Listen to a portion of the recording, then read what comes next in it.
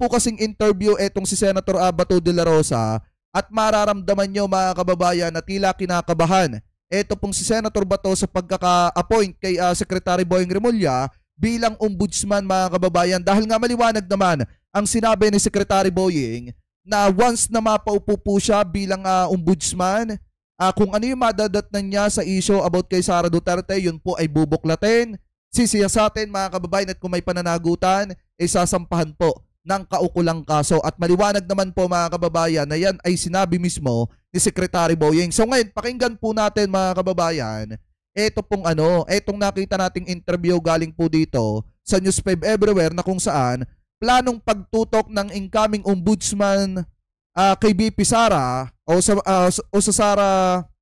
sa BP Sara complaints, kini-question ni De La Rosa mga kababayan. So ngayon pakinggan po natin.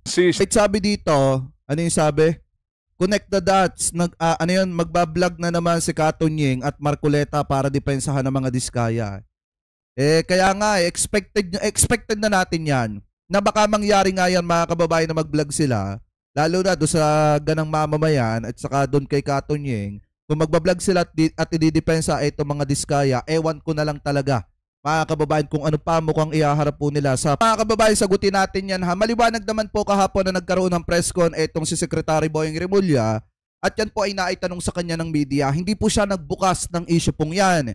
Ngayon, nung naitanong po sa kanya ng media yon, sinagot naman po mga kababayan ni Secretary Boying na kapag ka nga naman siya ay naupong ombudsman, kung ano po yung madadatnan niya about po dun sa mga nakabinbin doon na kaso laban po kay Vice President Sara Duterte, yan po ay bubuklatin niya, uupuan po niya, sisiyasatin niya, at kung mapapatunayan na talagang may pananagutan na itong si Vice President Sara Duterte, maliwanag naman po na sasampahan po itong si Sara Duterte ng kaso. So ngayon maliwanag mga kababayan, halimbawa kung ang mabubuklat ni Secretary Boying, maiimbestigahan po nila, masisiyasat nila, yung patungkol sa malversation at saka yung plunder. Kasi alam naman po natin pag sinabing plunder case, above 50 million yan. Ngayon, magkano ba yung hinahabol na pera kay Vice President Sara Duterte, yung 125 million pesos na confidential funds po niya. So ibig sabihin, pasok na pasok po talaga yan sa plunder. At saka ang isa pa mga kababayan, yung malversation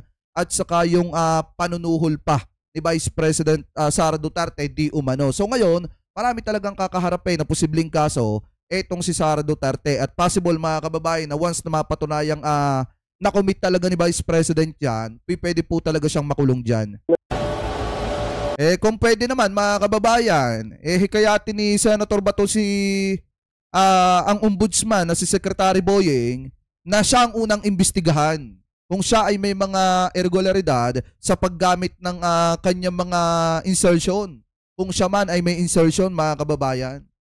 Diba mas maganda na kung ayaw niyang si Sara Duterte ang unang maimbestigahan, o di hikayatin niya si Secretary Boying na siya muna ang unang magpapaimbestiga. Etong si Bato de la Rosa. Kung gusto lang naman niya, mga kababayan, ano ba, ito cut na natin dyan. Kasi mahalaga lang naman na part yung gusto natin malaman dyan, yung opinion niya sa pagkaka-appoint kay Secretary Boying. So ngayon, ang problema ni Senator Bato de la Rosa, bakit daw si Sara Duterte yung uunahin? Ang dami-dami daw po ng problema, katulad daw po ng mga maanumalyang flood control. Sa tingin nyo ba mga kababayan, ang ombudsman pag nag-imbestiga, isa-isa lang? Alam naman po natin na may empleyado yung ombudsman mga kababayan. May mga tauhan dyan, si Secretary Boying na handa mag-imbestiga rin dyan po sa ombudsman. So ngayon kung titingnan nyo mga kababayan, pwede naman po sabay-sabayan. Iniimbestigahan yung mga sangkot sa maanumalyang flood control, at the same time, iniimbestigahan din mga kababayan itong issue ni Sara Duterte. Alam nyo, sa totoo lang, ang batas dapat walang pinipili pagdating po sa pag-iimbestiga.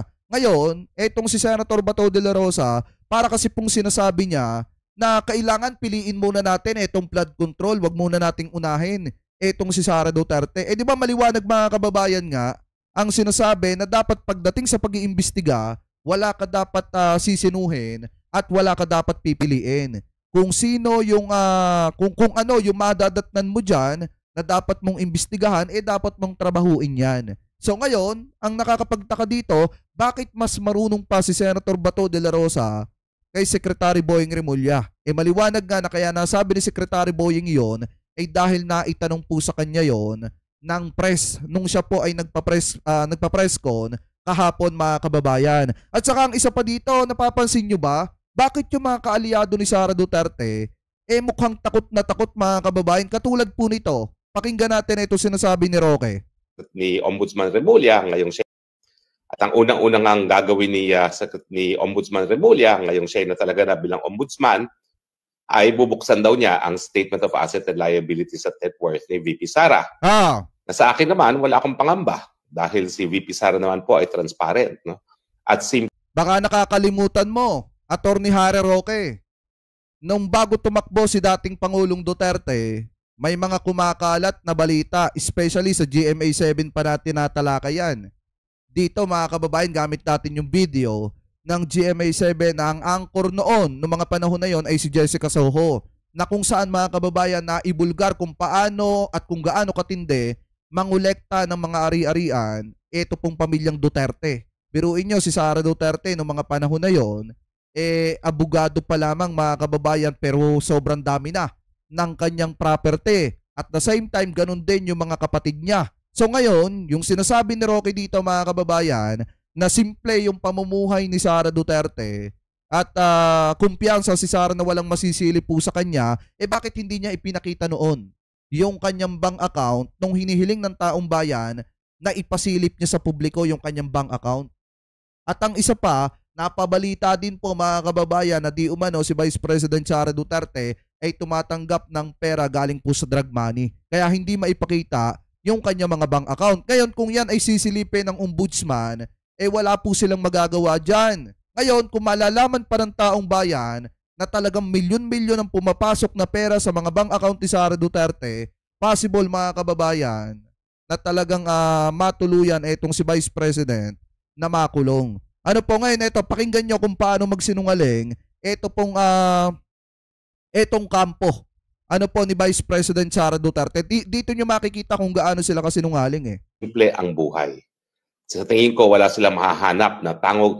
Na sa akin naman, wala akong pangamba dahil si VP Sara naman po ay transparent. No? At simple ang buhay. Sa tingin ko, wala silang mahahanap na tagong yaman si VP Sara dahil sa totoo lang, ang pamamahay niya sa Davao simple.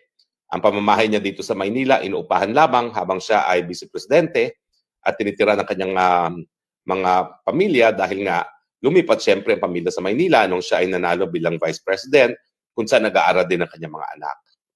So ako, wala akong problema sa kanyang pagkakalkal sa Statement of Assets and Liabilities and Net Worth ni VP Sara dahil sa tingin ko, wala siyang nahahanap na baho sa kanyang SALN.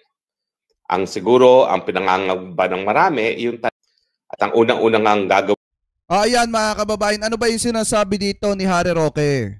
Kumpiyansa daw siya na si Sara Duterte daw po, mga kababayan, sa madalit salita, malinis.